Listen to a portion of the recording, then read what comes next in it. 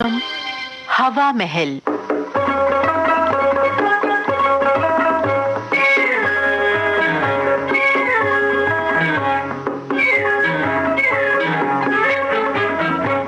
हवा महल कार्यक्रम में आज हम आपको अनिल निगम का लिखा एक प्रहसन सुनवा रहे हैं, फोकट चंद। दफ्तर दफ्तर, घर में दफ्तर, बाहर दफ्तर, दफ्तर में दफ्तर। मैं कहती हूँ अपनी फाइलें समेटो। अरे इन फाइलों में तो मेरा फ्यूचर है। अजी अपना फ्यूचर खिसका लीजिए तो मैं आपके प्रेजेंट के कपड़े प्रेस कर दूं। ओह मम्मी पापा, ये आप लोग क्या कर रहे हैं? आप लोगों को एक बहुत जरूरी बात बतानी है। लो कर दी फाइल बंद। अब बताओ बेटी क्या बात है? आप लोगों ने तो पूरे कमरे की दिन में लाइटें जला रखी हैं। अरे खोदा पहाड़ निकली चिड़िया, बेकार की बात बताने के लिए तूने मेरी फाइल बंद करवा दी। अरे अब तक तो मैं पूरी ड्राफ्टिंग कर चुका होता। लेकिन तुम्हारी अक्ल कहीं नहीं पहुंची। जैसी शादी के पहले थी वैसी ही आज है। अरे कमरे में जब दिन का उजाला है तो ट्यूबलाइट और बल्ब बुझा क्यों नहीं देते? अरे फोकट चंद की शान फोकट की बिजली जलाने में है, चाहे ऑफिस हो या घर। क्या तुम लोग चाहते हो कि मैं अपनी शान में बट्टा लगा दूं? नहीं, शान में लगाम तो लगा ही लो। कहीं ऐसा ना हो अपनी शान की बदौलत ना तुम घर के रहो ना दफ्तर के। पापा, ये फोकट की बिजली का क्या चक्कर है? बेटा यही तो बिजनेस सीक्रेट है इस किराए के मकान का। अरे अब पहले ही बुझाओगे या बाद भी बताओगे? पापा आप तो हमेशा किश्तों में सस्पेंस खोलते हैं ना। आजकल की फास्ट लाइफ में ये सब नहीं चलेगा। अच्छा, जो चल रहा है वो सुन लो। तुम्हारे पापा और इनके पति यानी कि मैं फोकट चंद अपने मकान मालिक नेक चंद को केवल मकान का किराया देता हूँ, बिजली का कुछ नहीं। अब समझी, इसीलिए आप लोग दिल खोलकर बिजली खर्च कर रहे हैं। भाई ऊपर वाले ने जब छप्पर फाड़ कर दिया है तो खर्च करने में कंजूसी किस बात की? अरे अरे अरे अरे अरे अरे बिना कोई नोटिस दिए तुम अचानक रोने क्यों लग गई? मुझे गुस्सा लग रहा है। क्यों? इतनी सी बात मैं क्यों नहीं समझ पाई? अरे मैं तो डर ही गया था। सुनो जी, हाँ। मुझे रुपए चाहिए अभी इसी वक्त। देखो जी, बिजली जितनी चाहे खर्च कर लो, लेकिन अरे मैं बिजली खर्च करने के लिए रुपए मांग रही हूँ। बिजली खर्च करने के लिए रुपए? हाँ रुपए। तुम लोगों की चाय की फरमाइश पूरी करने के लिए बिजली की केतली, साफ सुथरे कपड़े धोने के लिए वॉशिंग मशीन और गैस की बचत के लिए बिजली का चूल्हा इस घर के लिए जरूरी है या नहीं? तब तो मैं भी हेयर ड्रायर खरीदूंगी मम्मी। और मैं खरीदूंगा बिजली से शेव बनाने वाली मशीन। लेकिन ये सब खरीदने के लिए तो रुपए बहुत चाहिए। अजी आप तो किश्तों के मरीज हैं, ये सारा सामान किश्तों पे ले आइए। हाँ तुम ठीक कहती हो। एक ही अंधकार में बैठे बैठे चाय पी रहे हो, लाइट तो जला ली होती। अभी शाम के उजाले में तुम्हारे हुस्न का दीदार अच्छी तरह कर सकता हूँ। इश रसगुल्ला के माफिक मिष्टी बातें बनाना तो कोई आपसे सीखे। ओह माँ, अभी तो भूले गए जी। ये क्या है? ये लीजिए। ओहो, जरा लाइट जला के रोशनी में देखिए ना। बिजली का बिल? जी हाँ। अरे ये तो बहुत ज्यादा है, इतनी बिजली तो हम लोग जलाते भी नहीं।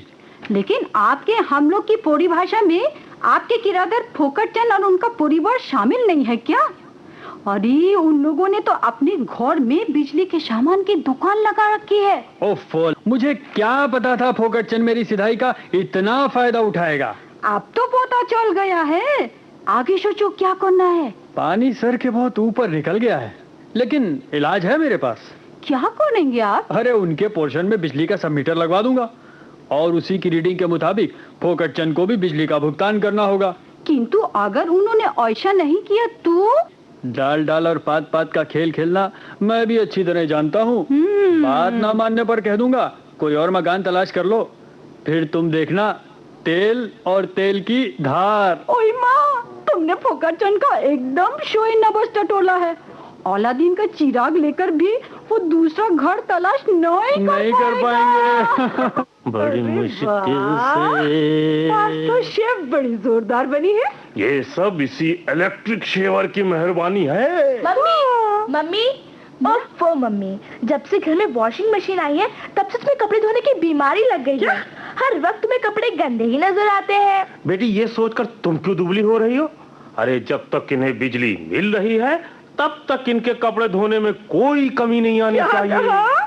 मकान मालिक ने चंद को देखो, कलकत्ते वाली को ब्याह के लाया है। और कितना एक है आपस में। एक तुम हो कि कपड़े धुलवाने के लिए मुझसे शादी की थी। लाजो, अरे लाजो, इन आंसुओं को रोक लो। अरे कहीं ऐसा ना हो तुम्हारे आंसू इस घर में बाढ़ लाकर हम सबको तबाह कर दे और मैं एक भूली हुई खुशखबरी तुम्हें ना सुना पाऊं। खुशखबरी? खुशखबरी, और वो भी तुम्हारे मुंह से? मुझे यकीन नहीं होता। तुम्हें तो यकीन न करने की बीमारी हो गई है। अरे जब ऑफिसर की बीवी कहलाओगी तब समझ में आएगा तुम्हें। क्या बुढ़ापे में तुम मुझे तलाक देने वाले हो? ऐसा मेरा सौभाग्य कहाँ। क्या कहा? अरे मैं तो खुद बड़े बाबू से ऑफिसर बनने का ख्वाब देख रहा हूँ। अगर बॉस शर्मा जी की मेहरबानी हो जाए तो ये सपना सच भी हो सकता है। अरे तुम मेहनत और लगन से काम करोगे तो शर्मा जी की मेहरबानी हो ही जाएगी। मैंने अपना प्रमोशन का भला देखने के लिए कल शर्मा जी को खाने पर बुलाया है। हो गई छुट्टी। देखता हूँ प्रमोशन कैसे नहीं मिलेगा। प्रमोशन, और वो भी तुम्हारा। फौजी, मैं तो रिटायरमेंट तक तुम्हारी नौकरी सही सलामत बनाए रखने के लिए भगवान से हमेशा दुआएं मांगती हूँ। पापा, मैं तो आप लोगों को एक बहुत जरूरी बात बताने आई थी और यहाँ आकर आप लोगों की बातों में उलझ गई। अरे बेटी, इनकी बातें तो द्रौपदी के चीर की तरह बढ़ती ही चली जाएंगी। तुम अपनी कहो बेटा। कल आप लोग जब वॉशिंग मशीन खरीदने गए थे ना, तब नेकचंद अंकल आए थे। नेकचंद जी?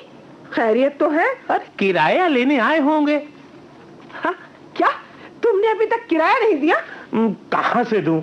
इस समय तो रुपए बिजली का सामान खरीदने के लिए दुकानदारों को दे रहा हूँ, किश्तों में। पापा, नेकचंद अंकल कुछ देख कर भी गए हैं। लेने आए और देकर चले गए?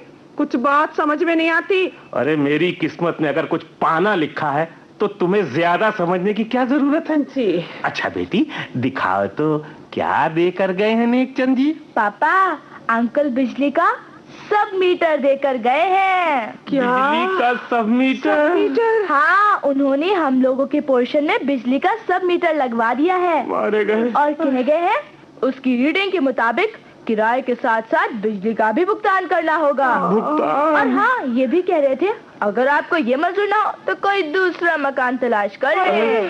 अरे ये तो बहुत बुरा हुआ। पापा, अगर आपने बिजली के सामान का इस्तेमाल ही करना छोड़ दिया तो आपकी शान का क्या होगा? मेरी आदत तो सारा काम बिजली के सामान से करने की बन गई है। हाँ, लाजवंती तुम ठीक कह रही हो।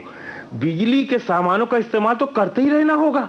बॉस के आगे इम्प्रेशन भी तो जमाना है। प्रमोशन के बाद देख लूंगा नेकचंद को भी। बिल्कुल ठीक। पता नहीं ये सुबह सुबह अखबार कहाँ रख देती है। अरे लकी, आज का अखबार कहाँ रखा है भाई? क्यों चिल्ला रहे हो? तुम्हारे सामने तख्त पे तो रखा है। ठीक है, मिल गया है। गर्मी की तपिश से जनजीवन अस्त व्यस्त। सुनिए, ये फोकटचंद अपना किराया कब देगा? समझ में नहीं आता, ये बिजली का शॉप मीटर लगने के बाद भी एतो बेशी बिजली क्यों खर्चा कर रहा है? बिजली की कटौती। लक्ष्मी, अरे ये है आज की जोरदार खबर फोकटचंद को सबक सिखाने के लिए। कौन सी खबर पढ़ के खुश हो रहे हो? यही कि बिजली की कमी से निपटने के लिए कल से 8 घंटे बिजली की कटौती का निर्णय सरकार द्वारा लिया गया है। बेशोइचे, अब पता चलेगा फोकटचंद और उनके परिवार को। अरे लाजवंती, अगर इसी तरह कछुए की चाल चलोगी तो अगले 7 जन्म तक भी मेरे प्रमोशन का पता नहीं चलेगा। अरे बॉस के आने का समय हो रहा है और तुमने अभी तक खाना भी नहीं बनाया। ये गर्मी देख रहे हो, और सुबह से लाइट नहीं आ रही। रोज खाना पकाने का सारा काम बिजली के चूल्हे पर होता था। मम्मी, आपको एक बहुत जरूरी बात बतानी है। क्या? बिजली की कटौती लागू हो गई है। सुबह 8 बजे से लेकर शाम के 4 बजे तक बिजली नहीं आया करेगी। मुझे पता है। और पापा, मेरे स्कूल की फीस जानी है। कल तक अगर फीस ना जमा करी तो मेरा नाम कट जाएगा। बेटा, लेकिन वो बेटा क्यों जी? तुमने बच्चे के स्कूल की फीस भी नहीं जमा की? कहाँ से दूं? तनख्वाह के सारे रुपए तो बिजली के सामानों की किस्तें अदा करने में चले गए। नतीजा ठन ठन गोपाल। लोजो मेरे कपड़े निकाल दो। अगर बॉस ने मेरे गंदे कपड़े देख लिए तो क्या सोचेंगे? तुम भी तो सोचो, वॉशिंग मशीन नहीं चल रही है, मैं क्या करूं? पापा, शर्मा अंकल के लिए बर्फ तो ले आइए। इतनी गर्मी में क्यों उन्हें गर्म पानी पिलाएंगे? अरे इसे कहते हैं चिराग तले अंधेरा। घर में फ्रिज है और बर्फ लेने बाजार जाना पड़ा। सुनो जी, बाजार से मोमबत्ती और हाथ से डुलाने वाला पंखा भी लेते आना। कहीं ऐसा ना हो तुम्हारे बॉस अंधेरे में बैठे बैठे पसीने से तरबतर होते जाए। बिजली का क्या भरोसा, न जाने कब आएगी। लगता है बिजली की कटौती हमारी इज्जत का जनाजा निकाल कर रहेगी। अब खाने के बारे में तो सोचो, अगर बॉस को खाली ठंडा पानी पिलाकर विदा कर दिया तो अपने प्रमोशन का मामला भी ठंडा पड़ जाएगा। जी, जब बाजार जा ही रहे हो तो वहाँ से खाना भी लेते आना। अरे इतनी जल्दी बिना इस बत्ती के इस गर्मी में भाई मैं तो खाना नहीं बना पाऊंगी। हाँ अरे बेटा देख, बाहर कौन है, जरा देख। अच्छा पापा। सर आप आइए आइए आइए आइए सर, आइए आइए, इधर आराम से बैठिए सर। लगता है मैं समय से पहले आ गया हूँ। कहीं जाने की तैयारी है क्या? नहीं सर, यही तो आपका सबसे बड़ा गुण है सर। समय से पहले पहुंचना मंजूर है आपको, एक सेकंड की देर करना बर्दाश्त नहीं। समय की पाबंदी तो कोई आपसे सीखे सर। आज कुछ गर्मी ज्यादा है और ये पंखे भी नहीं चल रहे हैं। ये सब बिजली की कटौती का नतीजा है सर। काश बिजली आती तो मैं आपकी बेहतर खिदमत कर पाता सर। अच्छा, अगर बिजली आती तो आप क्या करते? सर बहुत सा सामान बिजली का है मेरे पास, आराम से रहने और लोगों को आराम पहुंचाने के लिए। अच्छा, क्या क्या सामान है आपके पास? बिजली का चूल्हा, washing machine, fridge, television, electric केतली, कूलर और न जाने क्या क्या सर। और अब तो प्रमोशन के बाद एसी खरीदने का भी इरादा कर रहा हूँ सर। प्रमोशन? और वो भी तुम्हें? कभी नहीं। क्यों सर, ऐसा क्या किया है मैंने जिससे मुझे प्रमोशन नहीं मिल सकता सर? फोकट चंद, मुझे ऑफिस के लिए एक बिजली बचत अधिकारी की जरूरत है। सर, वो बिजली के कटौती से परेशान हो गए, ये ठीक से कुछ सोच नहीं पा रहे हैं। न जाने आपसे क्या अनाप शनाप बक रहे हैं। अच्छा, मैं चलता हूँ। Sir sir sir. पापा, आपको एक बहुत जरूरी बात बतानी है। अरे चुप, मेरा प्रमोशन भी गया और साथ में फोकट की बिजली भी गई। अरे रहो। फोकट चंद। अभी आपने अनिल निगम का लिखा ये प्रहसन सुना। इसका निर्देशन चंद्र प्रभा भटनागर ने किया।